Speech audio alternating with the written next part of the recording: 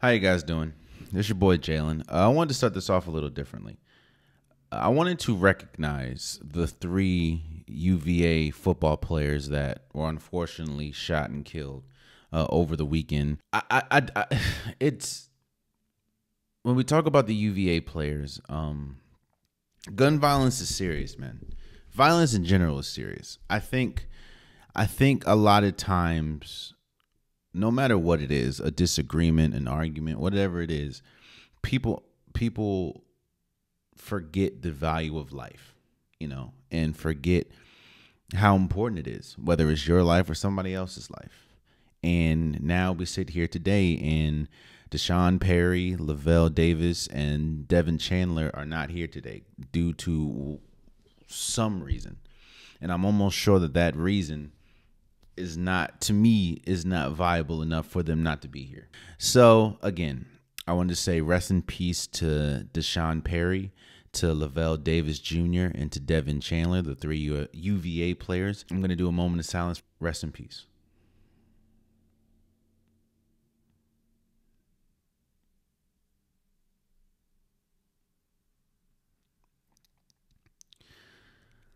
Now let's start the show.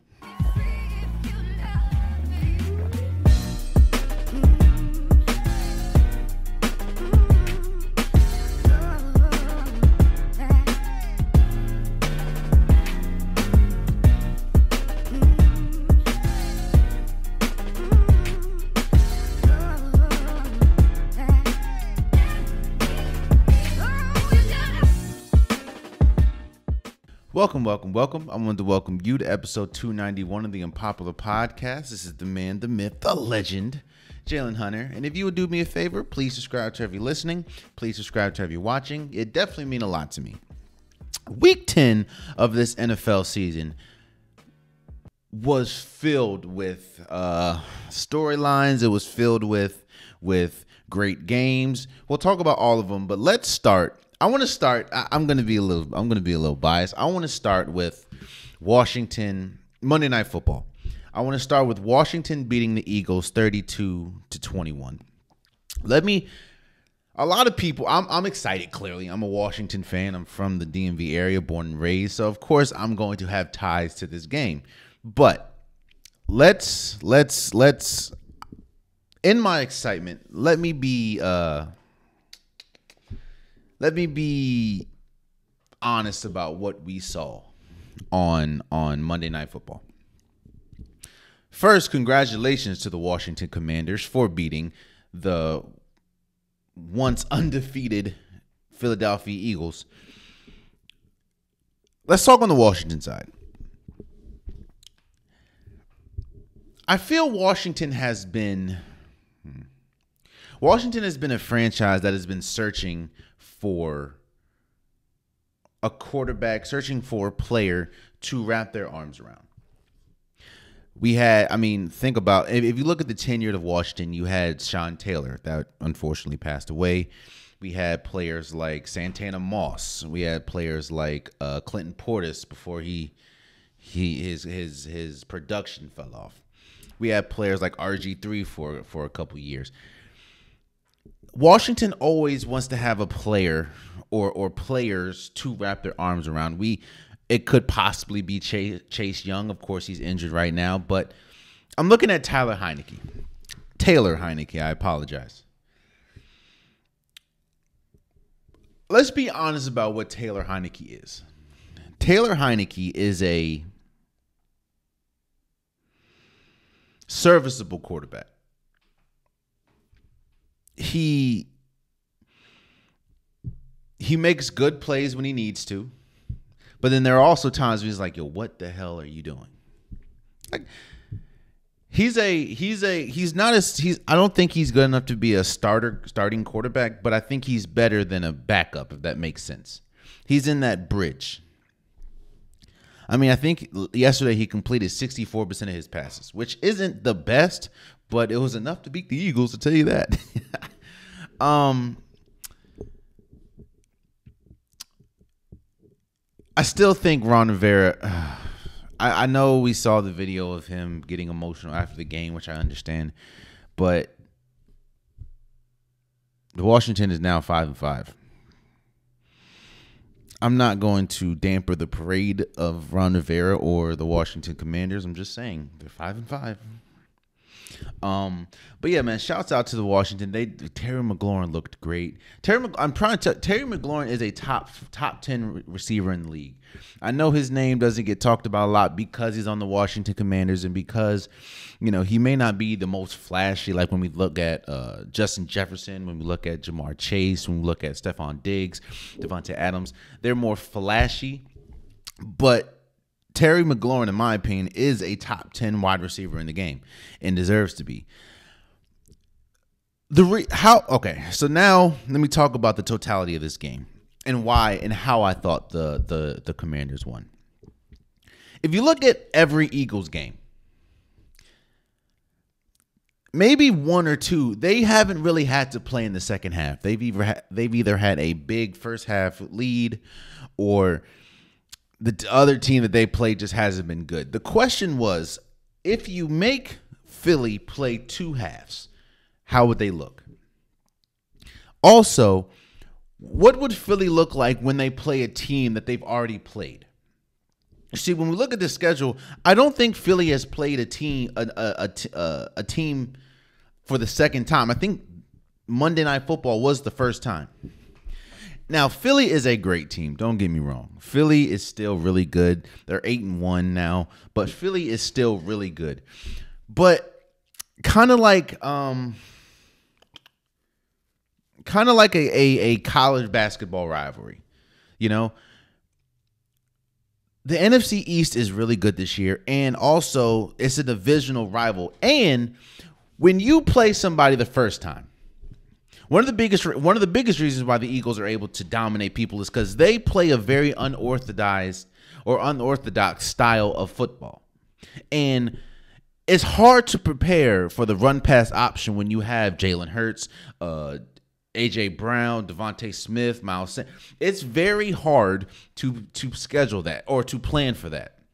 So when you have to play them once, it's like, oh, shoot, like, wait. Like, they're coming at you at all. Not to mention their defense is good. You have, Fletcher Cox. Now Davis being out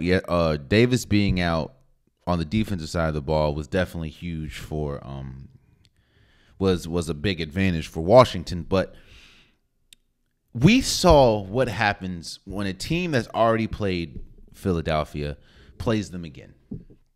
And I'm not saying that Philly is frauds. I'm not saying that at all. I know I hear a lot of people saying that. Philly got a taste of what it's like when you're in a very competitive game with a good, competent team in the second half and a team that already knows what you're doing. Again, it's very hard to plan for somebody that you haven't really seen and that's unorthodox or as unorthodox as the Philadelphia Eagles are. But when you play them a second time, and when you know what they're going to do, when you're able to limit the run game, and that's another thing that Washington did big. They limited the run game, and with them limiting the run game, I'm not saying that Jalen Hurts was still okay. It was just Washington was better. So congratulations to the Washington Commanders. Again, later in the show, I'm going to do pretenders against contender. Or, if I'm going to look at the playoff picture right now, and I'm going to decide if the team is a pretender or is a contender. I still have questions about the Eagles. And, of course, I'll talk about it further on in the show. And I will tell you why I have questions about Eagles. But one question, I do not have question that the Eagles are a good team. You can't be 8-1 and not be a good team. And I don't think that they're frauds, like a lot of people are saying. But I do have questions, so I'll leave that for when I do the pretenders and contenders list. But again, shouts out to the Commanders for beating the Eagles 32-21. Now let's talk about the rest of these games. Let's talk about first game that was in Munich, wildly successful. I think it was a sold-out show. The energy was great. you're really seeing that the league is trying to, or is definitely integrating more of international game, or making football or the NFL version of football more international game, and they're doing it with flying colors. The Buccaneers beat the Seahawks 21-16. It was a good game. You know what I'm saying? Now, a lot of people are asking. I think the Bucs are on a 2-game win streak at this point, 2 or 3 game win streak, and it's like, are the Bucs back? No. I'll talk about that a little further when we do the pretenders and contenders, but no. Did y'all see Leonard Fournette try to throw a pass, trying to throw a deep pass to Tom Brady?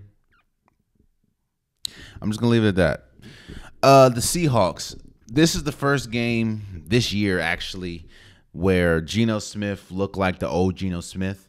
I'm gonna just chalk it up to, it was just a bad game. And I'm saying that because I don't want to say, oh, he's reverting back, because the Seahawks and Geno Smith has looked good. Kenneth Walker III, he was limited to, I think, about 15 or 17 yards total, which is shouts out to the Bucs defense. The Bucs defense came to play, man. Devin White looked really good. Levante David did look good. It was a complete game for the Bucs.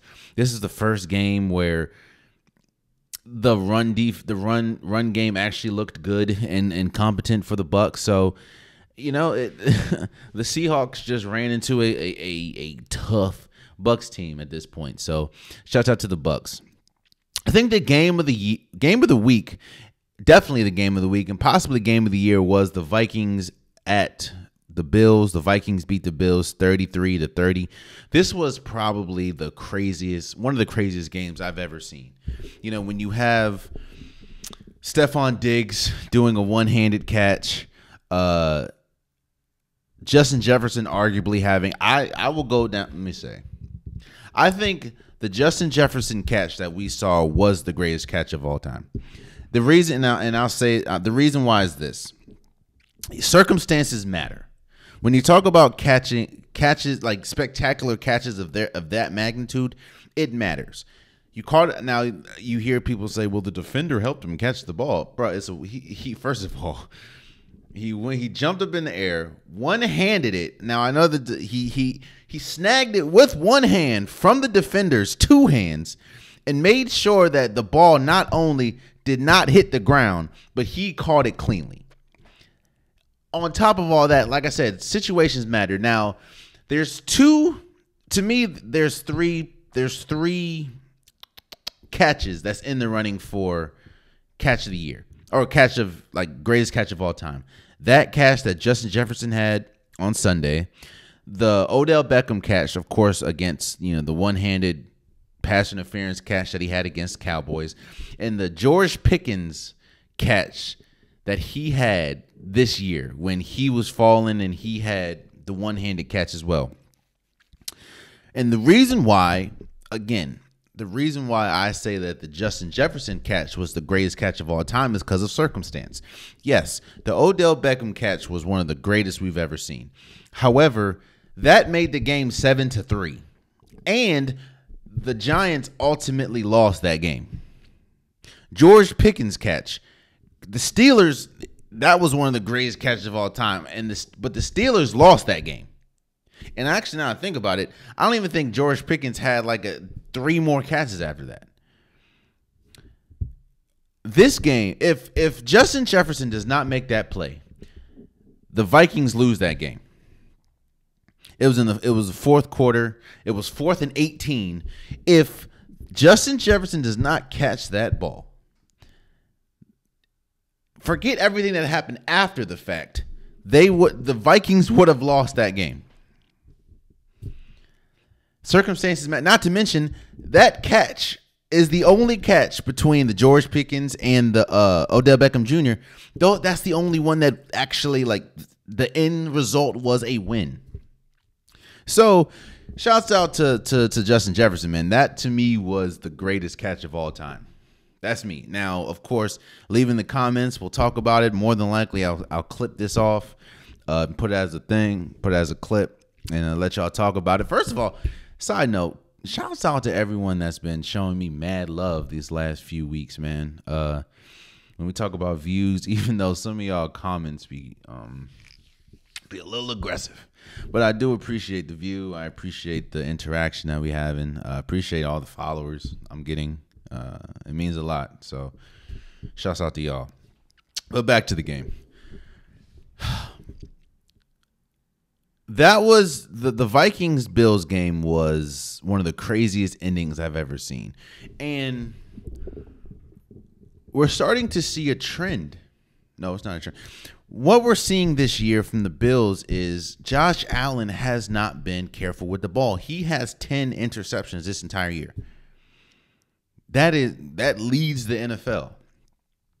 And you can say it was due to the UCL injury or whatever, but this has been going on the whole year.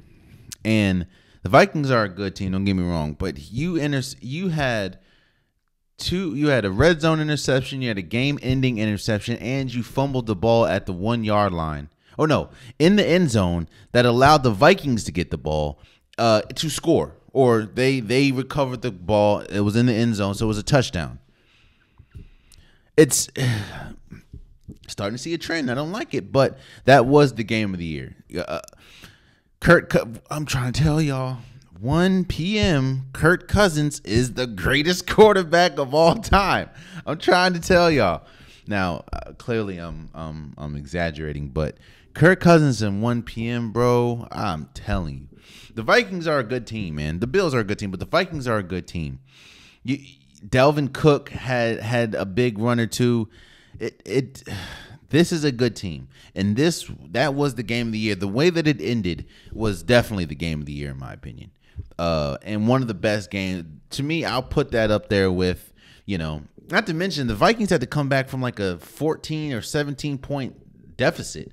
It was a good game. It was a great game. I'll put that up there with.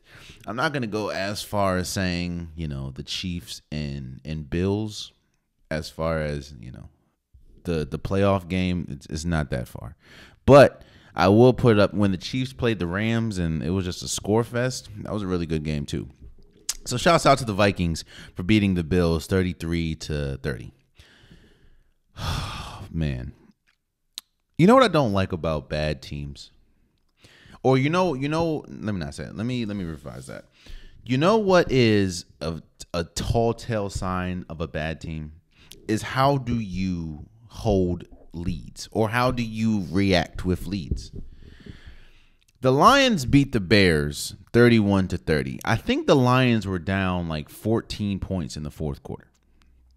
Justin Fields was going crazy. The Bears were looking really good, and then the Lions just stormed back. Neither one. Here's the thing that I'm starting to realize about the Bears. And I'm not. It's not looking good, man. I'm not saying the Bears are title contenders or whatever, but the Bears are really good at running the ball, and I think that they're trying to model themselves as like a Josh Allen type situation. Not Josh Allen. That's crazy. The Bears are trying to model themselves as like, at least offensively, kind of like the Ravens. They want to be run first, and of course you have Justin Fields who runs the ball a lot, and he was really good. I mean, Justin Fields looked really good on Sunday until he didn't. But it's just in the fourth quarter, the Lions made it a point to make Justin Fields and the Bears pass the ball. And once that happened, it was over with, bro. Like, oh man. Shout out to the Lions for winning back-to-back weeks too. But neither one of these teams are good, man. Now, I will say the Lions are better than I anticipated, especially offensively. Even with Jared Goff as their starting quarterback, they're better than. And I said this a couple weeks ago, how I am shocked and pleasantly surprised of how good their offense is. The problem with the Lions is they could not finish games, and the Bears, even with losing Roquan Smith and Robert Robert Quinn. Well, I can't say they were good defensively because they gave up 31 points. I don't know, man. This was an offensive game. Both teams were good. I'm starting to see how, or not starting. You can see how to beat the Bears, and that's something that they're going to need to work on. It's something that Justin Fields is going to need to work on.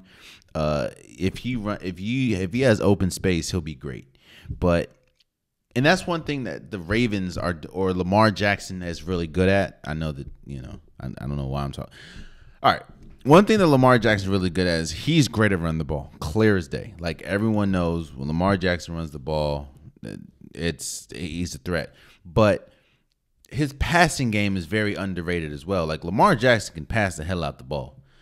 And think about this. Justin Fields on Sunday was 12 for 20 for 167 passing yards, 2 touchdowns, 1 interception. He carried the ball for 147 yards. Really good.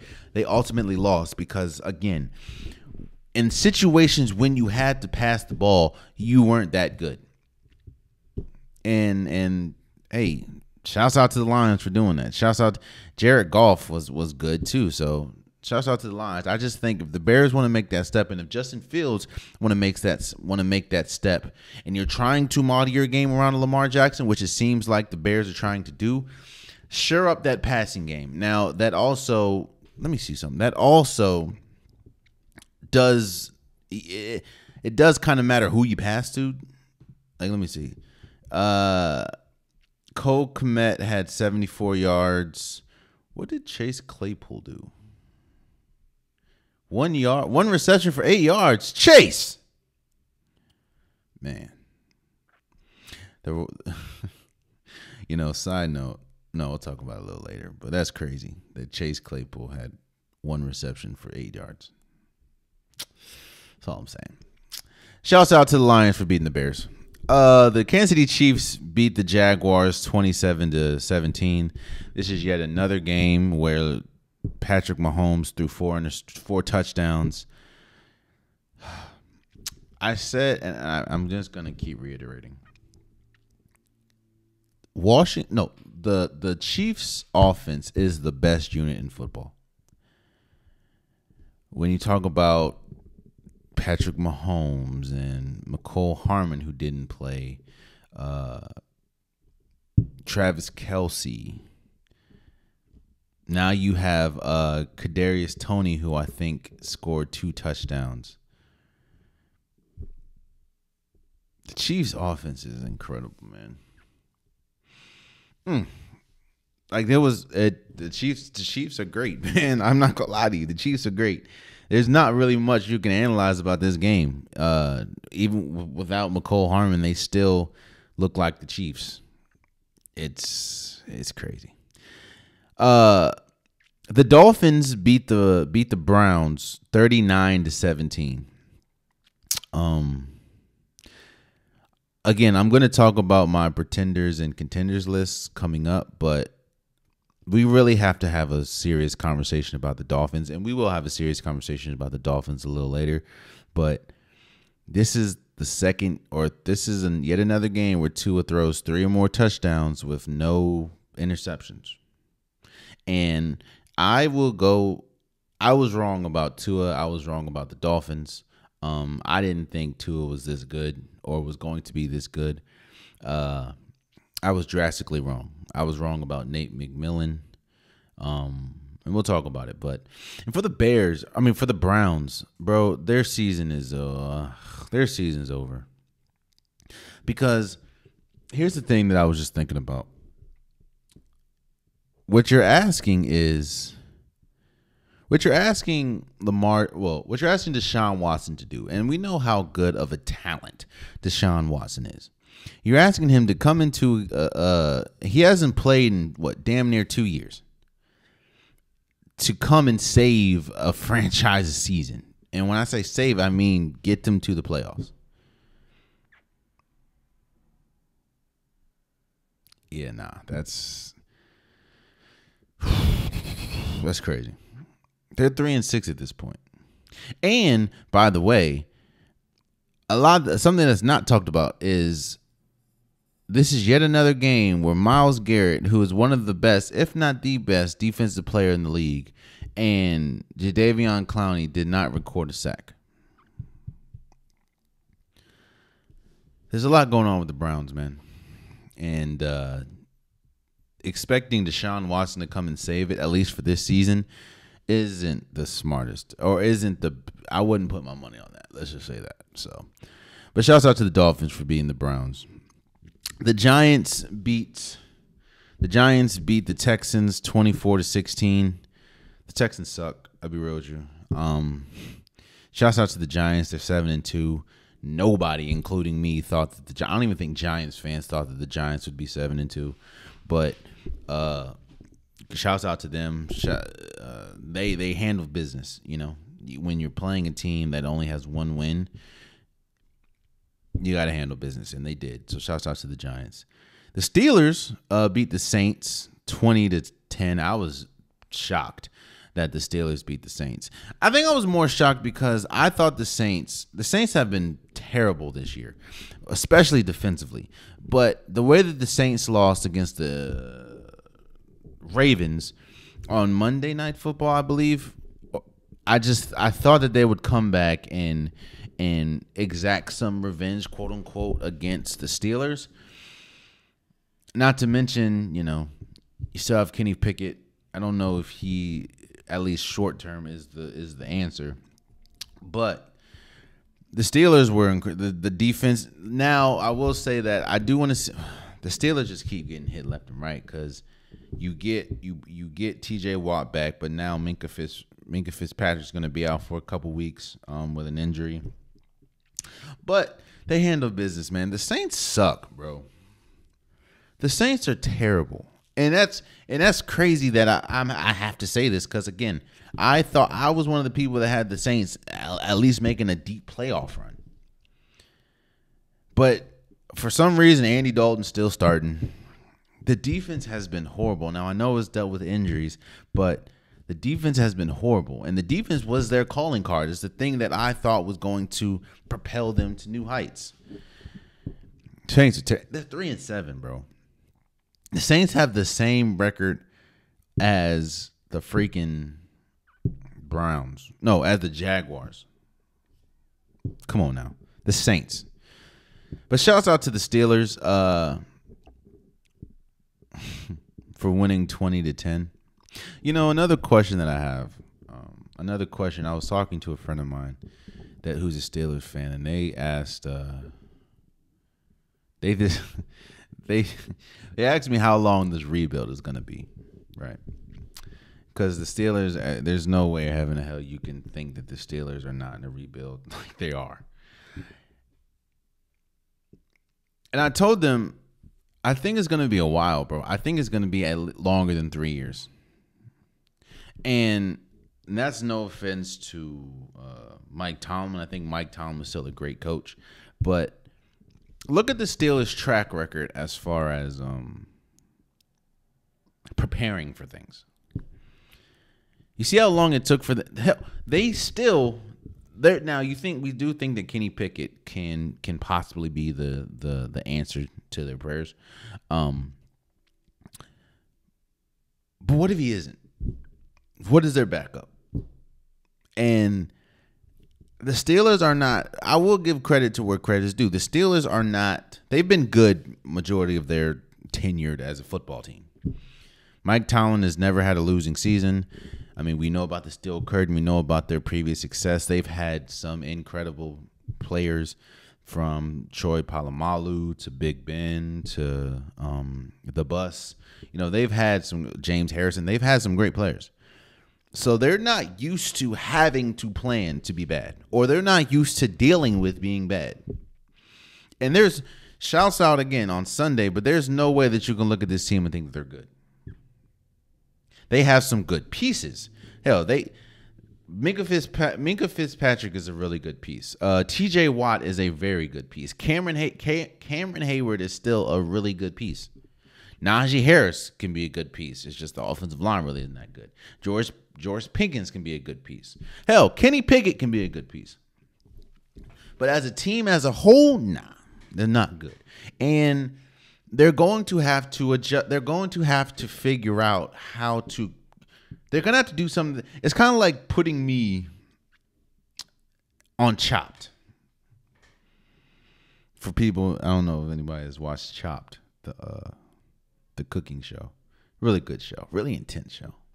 But it's kind of like putting me on Chopped. I can make a mean spaghetti, bro. I can make a mean pizza. As far as like from the ground up, I can make a mean pizza.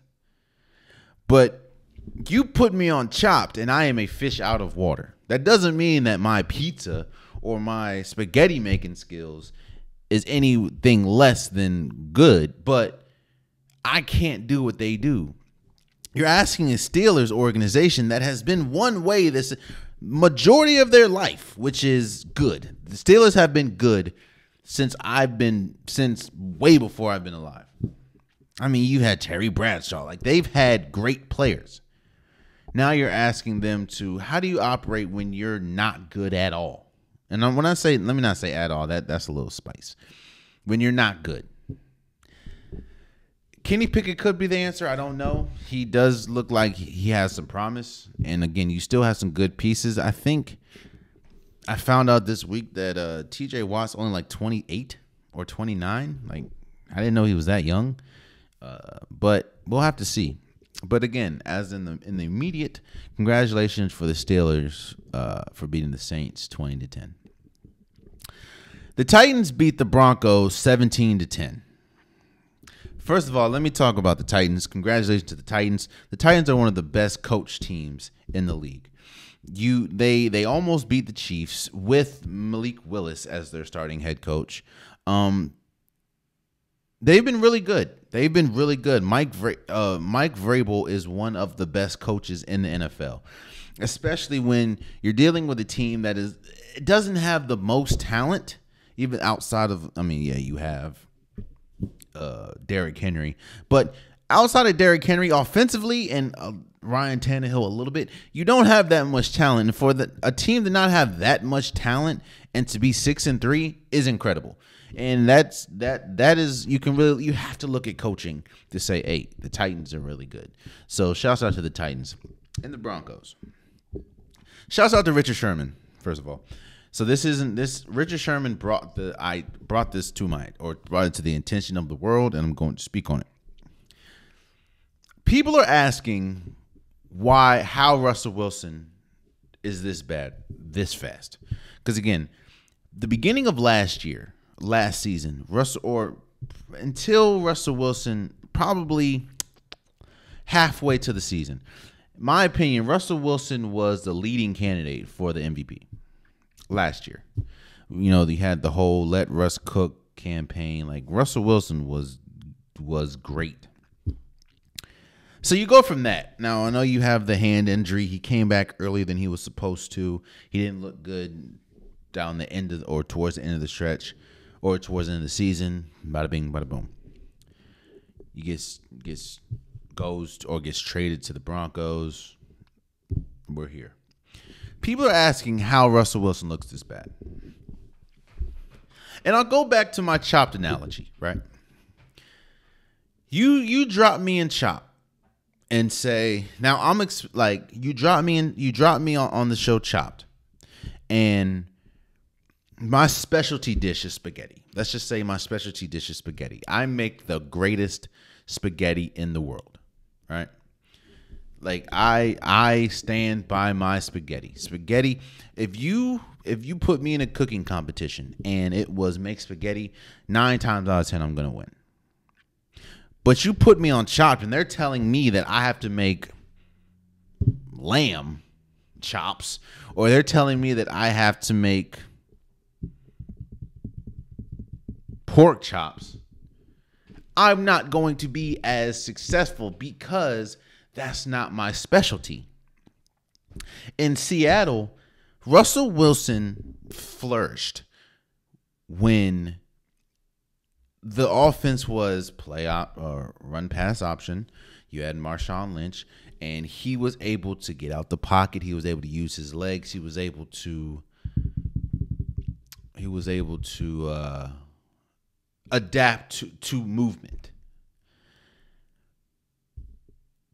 On the Broncos, Nathaniel Hackett, it seems like he's trying to make him a solely pocket passer, which Russell Wilson can do, but that's not where he flourishes at. So now you look at Russell Wilson, he doesn't see he doesn't see the field very well, and he looked and think about it.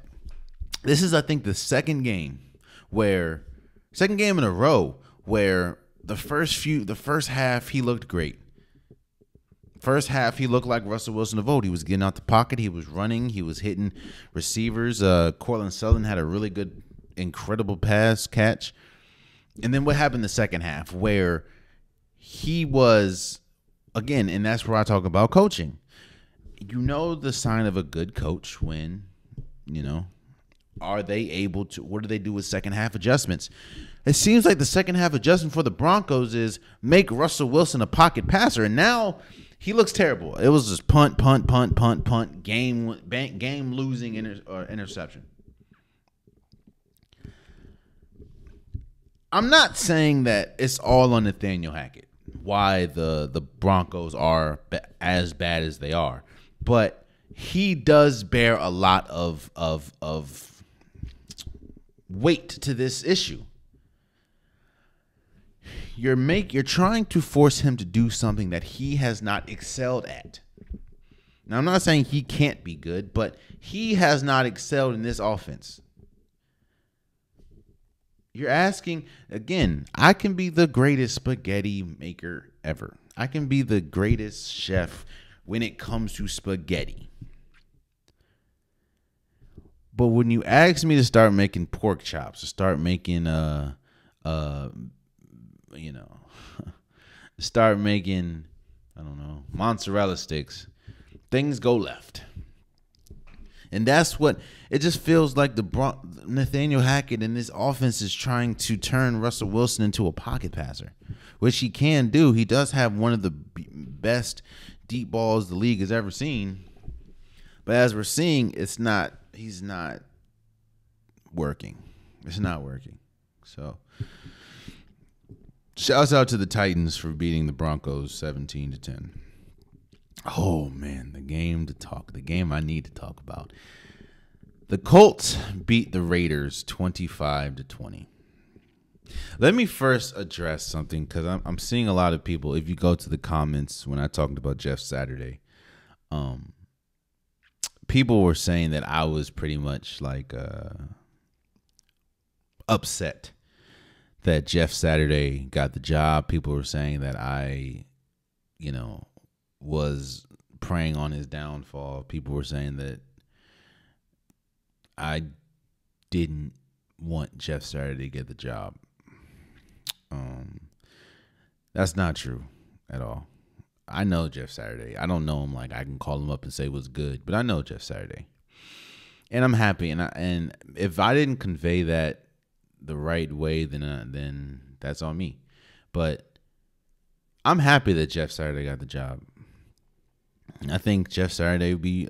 I don't know how he'll be moving forward, but I think Jeff Saturday was cool, And I sort of understand the hiring aspect, seeing as though the Colts put so much money into their offensive line, and for their offensive line to be this terrible. Of course, I understand now hiring a offensive line special like a person that's played offensive line his entire career. I get that. I want nothing more than Jeff Saturday to succeed. That's what I want. Here's what I was saying though. Jeff Saturday. Now Bill Cowher. Bill Cowher and the CBS crew went crazy on, Jeff Saturday, saying it's a disgrace to the coaching position and he should never have even been a candidate and this, that, and the third. And this is a blemish on head coaching. Look, I've said this before and I'll say this again. You can't tell billionaires how to spend their money. They're going to do what the hell they want to do. If Jim Irsay thought that Jeff Saturday was the best person to get the job, which he clearly did, he's going to hire them. My problem with the situation, and it's not just a white and black thing.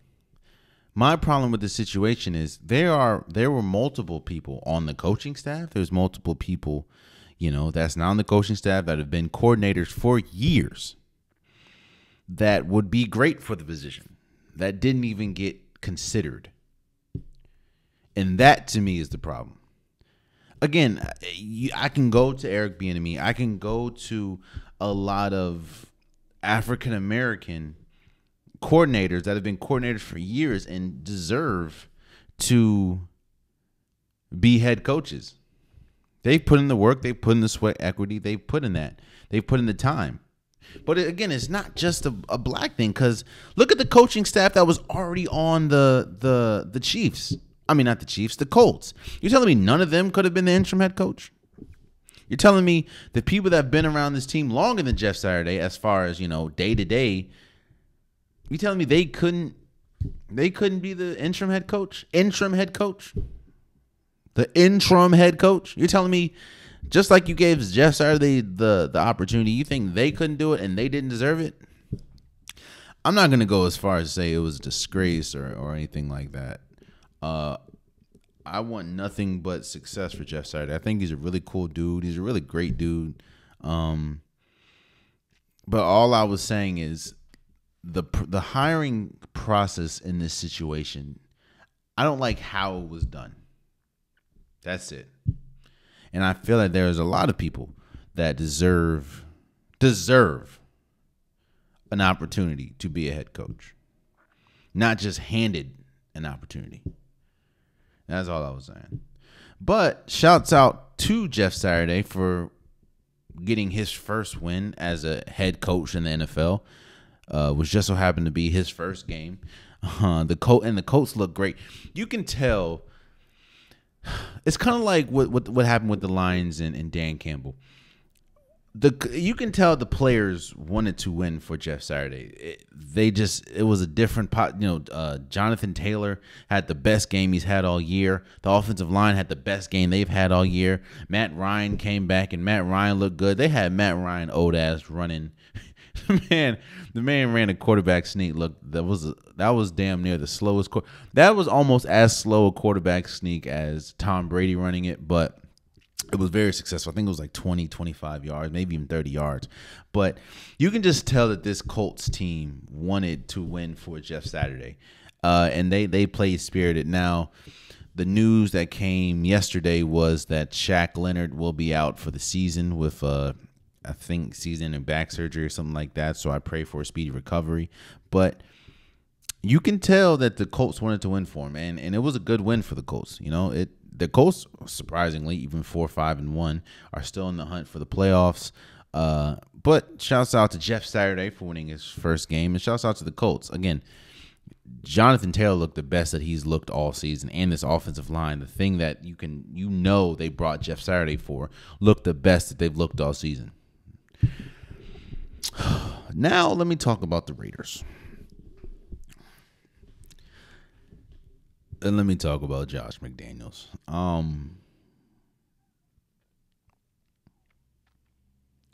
I heard Colin Cowherd talk about the Raiders and Josh McDaniels and how we should give him a break because of everything that this organization he has had to deal with over the last year and a half, from Henry Ruggs to, I forgot homie's name, but the dude that was online threatening people with guns who got released. And it looks like five of their 7 first round draft picks in the last few years have been cut. Have been cut. And the latest one being Jonathan Abrams. We know about the head coaching situation and John Gruden. I'm sorry. It's been a tough sledding. It's been a tough road for the Raiders. And they were saying that we should give them a break, and for people like myself that were calling for Josh McDaniels' job, should just give him grace and time. Hell, Jack Del Rio, the owner of the head coach, came out and said, we should be patient with him. Here's my issue, and why I think that you shouldn't be patient with Josh McDaniels. Because if you look at this, look at the press conference or look at the post game talk.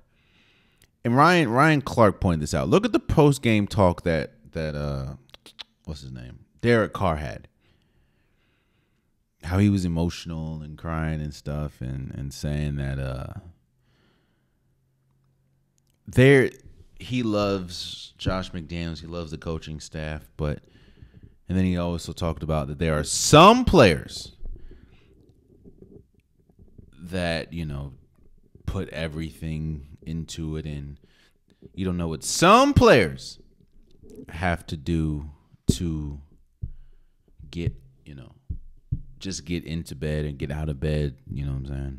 And what they have to put into their bodies to function, which I understand. I mean, this is a very physical sport, probably one of, if not the most physical sport. So I would never understand because I don't play in the NFL, but there are people, you've heard multiple stories of, Monday or Tuesday after the day after the game. A lot of them can't even get out of bed because they're so sore. You know what I mean? But when Derek Carr said some players, and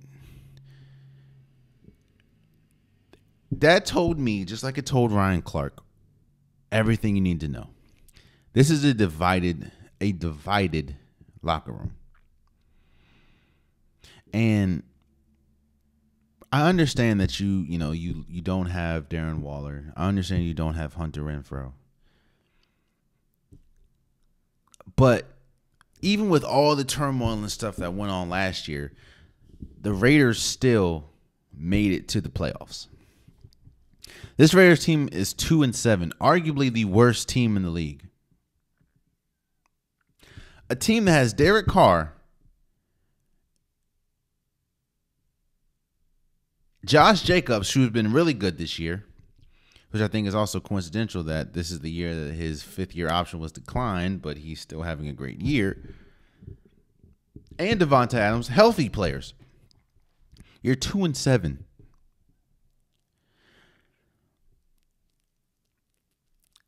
I understand that last year they won like 6 games. Most of their games are one-score games. Most of them that the Raiders are in. Most of them are one-score games. I understand that last year they won most of those one-score games.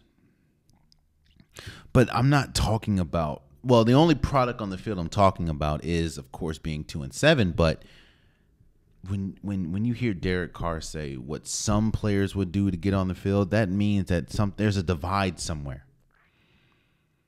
And to me, that starts at the head coach. And let me ask the listener or the viewer, has Josh McDaniels showed you anything to remotely think that he's a good head coach? I'm not saying coordinator. Has he showed you anything this year to make you think that he's a good head coach? Like, think about it. Like, what has he shown? Derek Carr has regressed. And it kind of goes back to Russell Wilson and the Broncos. Do you think Derek Carr is one of the leaders in NFL history in comeback wins? NFL history. You think he looks this bad for Devontae Adams is still one of the best wide receivers in the game, if not the best. You think, now he looked really good on Sunday, but all I'm saying is this. You can give Josh McDaniels grace and give him time, which I understand. But what has he done as a head coach to show that all he needs is more time? Bro, you lost to a team that going into the game had a first-year head coach. And when I say first year, I literally mean first year, not any coaching position at all in the NFL or college. You lost to Matt Ryan, who struggled this entire year. He got benched for Sam Ehlinger. You lost to a team that their offensive line and running back has had the worst seasons this entire year. And now they come to you and have a resurgence. Yeah. Shout out to the Colts for beating the Raiders. Green Bay beat the Cowboys 31-28. Let me first address what everyone is addressing, and that is Aaron Rodgers yelling at his coach. It was fourth quarter, I think 2 minutes left, and they were marching. They were dominating the Cowboys, especially in the run game. Aaron Jones had an incredible game, and it was like 4th and 1 or 4th and 2, and instead of electing to go for it, Matt LaFleur punted the ball, and Aaron Rodgers was seen yelling at Matt LaFleur. Look, I understand Aaron Rodgers in this point. I don't know if I'd yell at him so aggressively, but I understand Aaron Rodgers was absolutely right. He was rolling. The offense was rolling. Aaron Jones was rolling. Yo, you have your season is on the line. Your season is pretty much teetering at this point, but it's definitely on the line. Be aggressive, and it's not like be blindly aggressive like Staley does for the Chargers. No, be aggressive. Go get the win, bro. Don't play for overtime. Now they ultimately won, and Aaron Jones had Aaron Jones went crazy, bro. Aaron Rodgers didn't have to do much. He passed the ball 20 times. 14 for 20 for 224 yards, 3 touchdowns. Aaron Jones carried the ball, which is kind of crazy. For some reason, which I'm happy for. Green Bay found out who Aaron Jones was. Green Bay clearly forgot who their running back was. They figured it out. On Sunday, ran the ball, 24 carries for 138 yards. And boy, that man, Christian Watson dropped 2 passes. His first 2 passes were like drops. And then he beat them over the top 3 times for touchdown. Shouts out to Christian Watson, the rookie. But it's crazy. It's not funny, but it's terrible. Amari Rodgers got dropped. A team that is searching for wide receiver help dropped a wide receiver in Amari Rodgers. He's had a fumbling problem. He fumbled again on Sunday and lost a fumble. It wasn't good. But the Green Bay Packers beat the Cowboys. Beat the Cowboys in overtime. Aaron Rodgers said we're not dead, and this Green Bay Packers. Now people can argue was the Jair Alexander play on CeeDee Lamb a pass interference or not? It's a bang bang play. I'd probably say pass interference, but I don't know. It wasn't called, so. But Green Bay played a really good game, and Dak Prescott had 2 horrible interceptions. I'm gonna talk about I'll talk about them a little more when I do the pretenders and contenders list. So Shouts out to Green Bay for beating the Cowboys. The Cardinals beat the Rams 27-17. Neither starting quarterback played. Kyler Murray was out with a hamstring, and I believe that Matthew Stafford was out with a concussion-like protocol or concussions. I know Cooper Kupp is out. Is on IR now, and he has a high ankle sprain. The Rams suck, bro. It's crazy how a team that has the big names that they have, Cooper Kupp, Matthew Stafford, Aaron Donald, Jalen Ramsey, can go from winning a Super Bowl to now there's no way they're making the playoffs. Unless something drastic happens, there's no way they're making the playoffs. No way. No way. And that's crazy. For winning a Super Bowl to not making the playoffs. The drop that I thought they would have, or the drop that I thought that the Bengals would have, is exactly what the Rams have. The Rams are terrible. They don't losing. I didn't realize how big it was losing Von Miller and losing Odell Beckham Jr., but it's huge, man. God Lord, the Rams suck. The Cardinals suck too.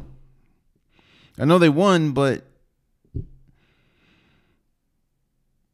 they're not good. Was not a good game. But shouts out to the Cardinals for beating the Rams. 49ers beat the Chargers 22-16. I keep saying this. I think that they have the best roster in the NFL. The 49ers. The Chargers have a lot of injuries. And Justin Herbert was good, but he was outdueled by Jimmy Garoppolo. It's a good team, man. That was a good win for the 49ers. So shouts out to you guys, man. That has been my Week 10 breakdown. Let me know what you guys saw. And I've been teasing this whole contender pretender thing the entire episode. So let's get to it. I'm going to talk about each team that's pretty much in the playoffs right now and some that are on the bubble, and give you if they're pretenders and contenders and why. Let's start with the Chiefs. Let's make this one fast. The Chiefs are definitely contenders. When you have Patrick Mahomes, the only problem I see, and it's been a problem for a minute, is their defense. There are games where the defense looks incredible, but there's games when the defense looks terrible. But you still have Patrick Mahomes, you still have Andy Reid. Really good, really good, really good. So, yeah, Chiefs are contenders. The Dolphins. Again, I was wrong about the Dolphins. I was wrong about Tua. I was wrong about Nate McMillan. I was wrong about a lot. Nate McDaniels. I said Nate McDaniels, not McMillan. Nate McDaniels. I apologize. I was wrong about the Dolphins. The Dolphins are definitely contenders, which is crazy to say with Tua. I mean, when you have the fastest Tyreek Hill, in my opinion, will win the Offensive Player of the Year. He is on the cusp of He's on the cusp of getting 2,000 yards. 2,000 yards. That's incredible. And yeah, the Dolphins have been great. I have to put them on the contenders list. They're 7-3. They're really good, bro. Like, come on now. They're that good. And that's saying a lot. The Dolphins are tough. And the defense is not as there's not a big drop off between the offense and the defense either. So, yeah, I have the Dolphins are contenders to me. The Eagles, yes.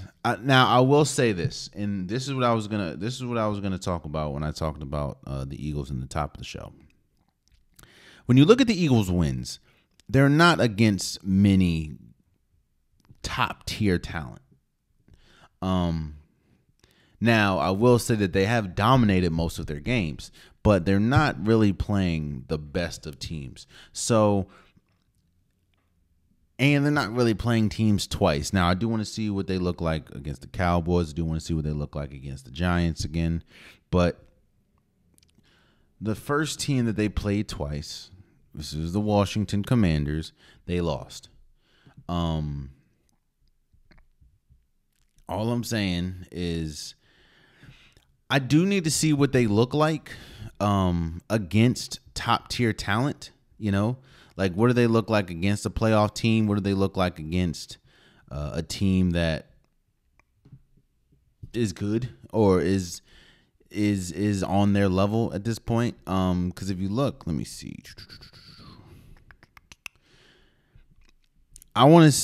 They played Dallas without Dak Prescott.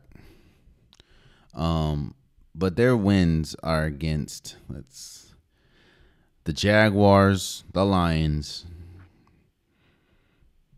the EU. Wait, I'm sorry. That's the Washington.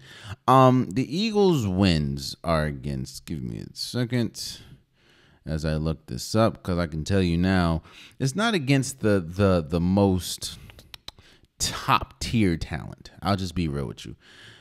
Their wins are against the Lions, the Vikings, which the Vikings are good, I will say that. Washington, the Jaguars, Arizona, Dallas with no Dak Prescott, the Pittsburgh Steelers, the Houston Texans. That's their wins. So their best win is against the Vikings. And I think a whole bunch of players were out against the Vikings. So all I'm saying is this, man. I think that they are contenders because, I mean, they're 8-1. But I do need to see what they look like against, against top talent, especially closer to the playoffs. So I will say the Eagles are contenders. The Titans, I don't think the Titans are contenders. I think they're pretenders. When you have, again, even though they are a well-coached team and they are a rugged, scrappy team, the Titans have won the same way they've won year in and year out, and that is pound the ball with Derrick Henry, or hope that Ryan Tannehill doesn't have to throw the ball as much as possible. That is cool. That's just, you can sustain that until you get to the playoffs, and as we've seen with the Titans, they fold in the playoffs. So, and there's nothing that I've seen this year to change my mind about that. In fact, I feel worse than that because they did lose A.J. Brown. So I think that the Titans are contenders. I think the Vikings are, surprising to say, even the Vikings are contenders. You have the only question that I have with the Vikings is Kirk Cousins. There were a couple passes on Sunday where Kirk, like, what are you doing, brother? But when you have tough pieces on the offensive side of the ball, Justin Jefferson, Dalvin Cook, you have Adam Thielen. The defense is great. Harrison, like Patrick Peterson. This team is a contender, which is crazy to say that the Vikings are, but the Vikings are a contender. The only question that I have with the Vikings are, can Kirk Cousins get them over the top? Can Kirk Cousins in big moments, can 1 p.m. Kirk Cousins show up in the playoffs? If that's the case, then they definitely have a shot, and they're definitely contenders. The Baltimore Ravens, contenders. I just think that because people sleep on Lamar Jackson's passing ability. Now, the thing that I do have pause on is their offensive talent as far as the wide receiver core. Losing Rashad Bateman is huge. Now, I do want to see what Deshaun Jackson has left in the tank. You still have DuVernay, and you still have Mark Andrews, who I think is the second best tight end in the league at this point. The defense looks a lot better with Roquan Smith. Now, the defense was one. You still have, Marcus Peters, you still have Marlon Humphrey, but they kind of gamble a lot. But I like this Ravens team, and the Ravens team, if they keep to their identity, run the ball, pound the ball, You still have Lamar Jackson. He can make plays when he needs to. I think they're contenders. The Seahawks, I think they're pretenders. I think they're pretenders, even though they have been incredibly good this year. They've been a lot better than I thought they were. I still have Pete Carroll as the coach of the year at this point. Him and Brian Daboll is going back and forth, but the Seahawks, it's hard for me to look at what the Seahawks are doing, and I will be pleasantly shocked if you look up and the Seahawks are making a deep playoff run. I'll be pleasantly shocked, and I will come on here and say I'm wrong, but I don't know. The defense is good, has been better, but what defense are you going to get in the playoffs? I don't know. Is Geno Smith really Geno? Is this the new Geno Smith, or is what we've seen in the past the real Geno? You know what I'm saying? Come on now. So I have the Seahawks as pretenders, but I will be pleasantly surprised if I am proven wrong. The Buccaneers, pretenders. I've seen the Buccaneers all season. All season they've had trouble running the ball. All season their defense has been getting torched. And there was a lot of opportunities on Sunday where the Seahawks could have taken advantage of the defense. They just didn't. Tom Brady still throwing the ball a lot, but he looks old. The Buccaneers, I think they're pretenders. Now I will say this: if this mini win streak propels them to something bigger, that could be something different. Because if you look, you'll be going against Geno Smith or Kirk Cousins or Daniel Jones in the playoffs, and I would probably pick Tom Brady over them, but but as of right now, I have the Bucs at the pretenders. I haven't seen greatness all season, so Jets, pretenders. They've been really good this year. Defensively, they've been good. We knew Robert Saleh as a defensive coach. They've been great. But I just don't trust them in the playoffs, not to mention the fact that Breece Hall, their best players, out. He still is going to go on with Elijah Moore. I don't know. I got the Jets as pretenders. The Giants, pretenders. Again, Daniel Jones have been incredible this year. Saquon Barkley looks like he could possibly win comeback player of the year. Brian Daboll could win coach of the year. But I still don't trust Daniel Jones in a playoff situation. Nah. The Bills, come on now. I will say this. I think the Bills are contenders, but there's a lot that I've seen from Josh Allen that I'm not liking this season, and that is the turnover problem. Josh Allen has turned the ball over. He's leading the league in turnovers with 10. 7 have come in the last 3 or 4 games. And what I'm starting to see with the Bills they are a heavyweight bout that doesn't have a jab. They have boom. Damn, Jalen, you're good.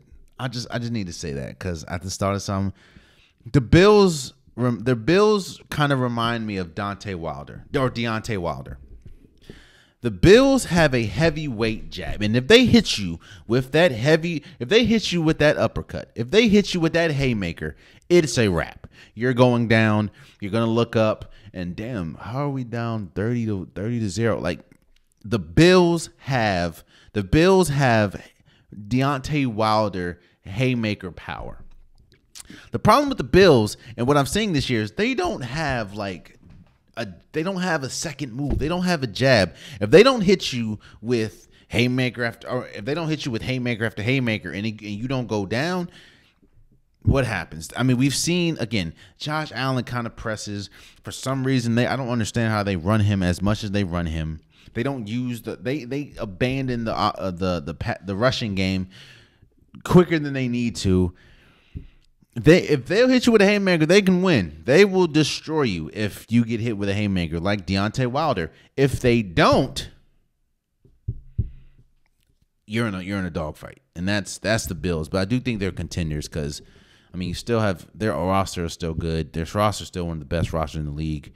You still have Josh Allen, but I'm trying to tell you, bro, if that haymaker don't go, you know, Cowboys, I think they're pretenders. I just don't like. I don't trust Dak Prescott leading you to anything. The defense is still good with Michael Parsons, but maybe if they go get Odell Beckham Jr., that'll change something. But I don't really trust their offensive core. Tony Pollard is a good running back. The only problem is he can't block to save his life, and then we know what's going on with Zeke. I just think Cowboys are pretenders, as well as the Patriots. The Patriots are for sure pretenders. I don't trust Mac Jones in the playoffs at all. I don't even know if they'll make the playoffs, but hey. And the 49ers, I say they're contenders. The only caveat I have is, of course, Jimmy G. We've seen multiple instances where Jimmy G will give it to the other team. I will, and I've said this multiple times. The 49ers is the best roster in the league. It's just and they looked really good on Sunday. Just what Jimmy G are you gonna get?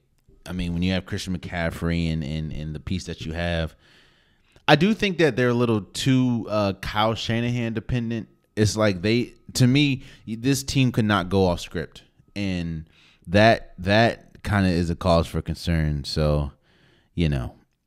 We'll see. But outside of that, Washington, pretenders. I think the Chargers, due to all the injuries, are pretenders this year. Cincinnati, I think Cincinnati could be a contender, which is surprising that I even feel that way, seeing as how I thought they would be. But Cincinnati still has one of the best offenses in the league. They are really good. So you got to give it to Cincy, you know. So that's my contender or pretender list. Let me know who I'm leaving out. Let me know who I'm missing, and we'll talk about it. So let's move forward. Shouts out to Alex Pereira for beating Israel Adesanya in UFC 281. That hands Israel Adesanya his second UFC loss. He's 23-2, and that man Alex Pereira, I think he retired from the league, and he's like he doesn't like MMA or UFC.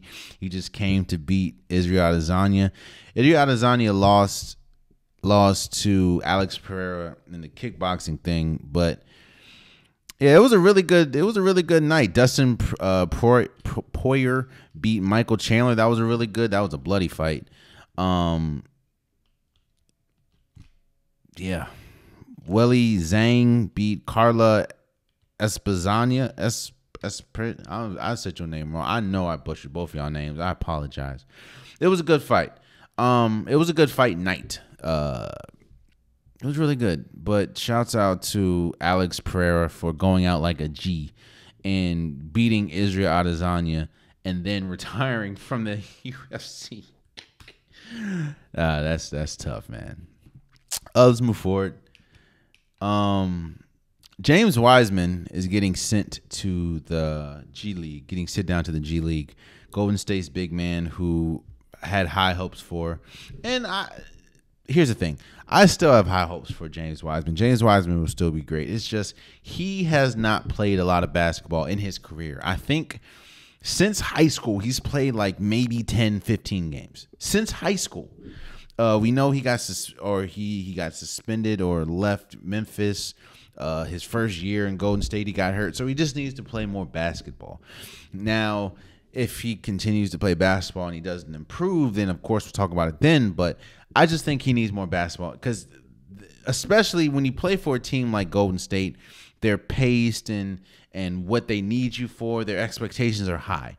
You can't half-ass. You can't half-step or you're going to be out. And that's what we're seeing from James Wiseman. I mean, his defensive rotations are bad. His screens are terrible. He hasn't worked. Now people can say that he doesn't fit in Golden State's system, but as we've seen, JaVale McGee fit Golden State system to a T. And James Wiseman, a lot of people think when he plays his best is clearly better than JaVale McGee, seeing as though he was a second overall pick. So I think it'll be good for him going to the G League, just get more minutes, get more games. And I do think that coming down, I will say this. Look towards the trade deadline. If James Wiseman not only isn't back on the Golden State Warriors and being efficient for the Golden State Warriors, he could possibly be on that block. That's all I'm saying on that. But I do think that James Wiseman just needs more playing time, honestly. So, and lastly, before we go, I just want to say congratulations and shouts out to the Indiana Fever for winning the WNBA lottery. I think this is the first time in franchise history that they got the #1 overall pick. We know some great players that have gone through the Indiana Fever, like Tamika Catchings. So shouts out to Indiana. More than likely they're probably going to go with Aaliyah Boston. Aaliyah Boston is arguably the best player in college basketball right now, as far as women's college basketball. I will say AZ Fudd, but I don't even think she can come out. Yeah, maybe Paige Beckers, but she's out for the season with the ACL thing. So I don't know. We still got a long ways to go from there, but I'm just saying shouts out to the Indiana Fever for winning the draft lottery. So, and there you have it. That has been today's episode of the Unpopular Podcast. I appreciate you guys. If you want an Unpopular Podcast shirt, hoodie, long sleeve, joggers, sweater, the link is in the description below. I have multiple different colors, multiple different designs. It's cold as hell outside, so get your hoodies, get your sweaters, get your Unpopular Podcast merch today. Also, please subscribe to if you're listening. Please subscribe to if you're watching. I'd appreciate it, and it means a lot to me. And until next time, much love.